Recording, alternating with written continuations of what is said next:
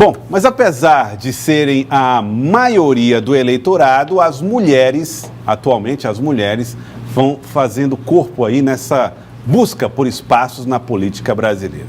E ainda tem pouca representação na política. Mas com mais recursos destinados a mulheres que são candidatas esse ano, a expectativa é de crescimento na bancada feminina. 52% dos eleitores brasileiros são formados por mulheres, mas esta maioria não se reflete na ocupação do Congresso Nacional. No Senado, elas representam apenas 18% da casa. E na Câmara, o percentual é ainda menor, 9,9%. Dos 513 deputados federais que venceram as últimas eleições, somente 51 eram mulheres.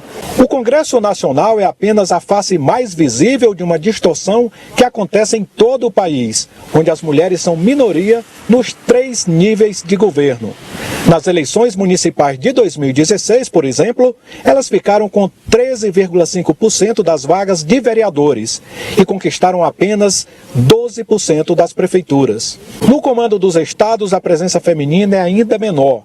Somente Roraima é governado por uma mulher, Sueli Campos, que substituiu o marido, impedido pela justiça de disputar a eleição passada. A legislação eleitoral avançou para diminuir as distorções na ocupação de cargos eletivos. Por lei, as mulheres devem responder por pelo menos 30% das candidaturas e devem ter acesso a este mesmo percentual no que se refere ao fundo de campanha. O objetivo é permitir que elas concorram em igualdade de condições com os homens e evitar algumas práticas recorrentes quando as mulheres são usadas como laranjas para atender ou burlar uma determinação legal.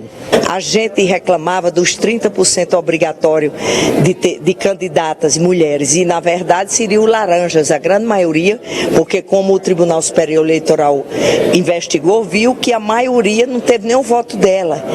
Mas isso, todo mundo lamentando isso, mas isso foi quem nos deu base para hoje a gente ter 30% dos recursos investidos em mulher e o tempo de televisão.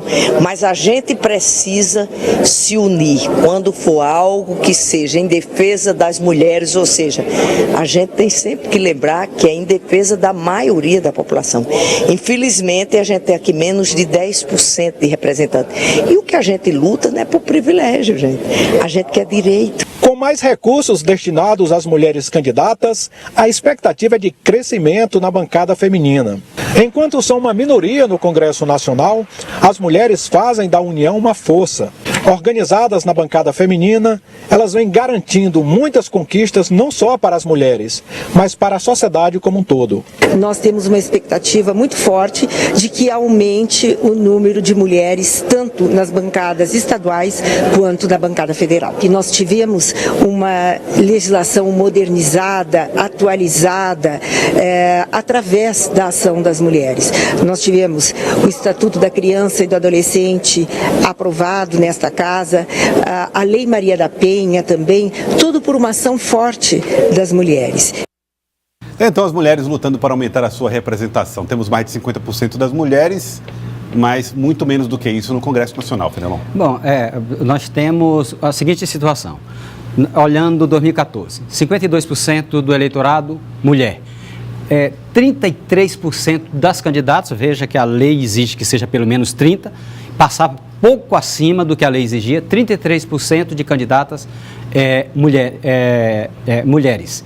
E as eleitas, pouco mais de 10% no Congresso Nacional em 2014. Então está muito distante do que é realmente a realidade da sociedade. A expectativa é que, com esse financiamento diferenciado, as mulheres ganhem uma nova condição competitiva e possam alcançar uma nova representação dentro do espaço político.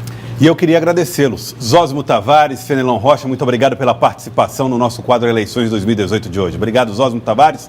Boa tarde para você, Zósimo. Obrigado por participar. Fenelon Rocha, muito obrigado. Nos vemos. Sempre um prazer. Na segunda-feira estamos juntos.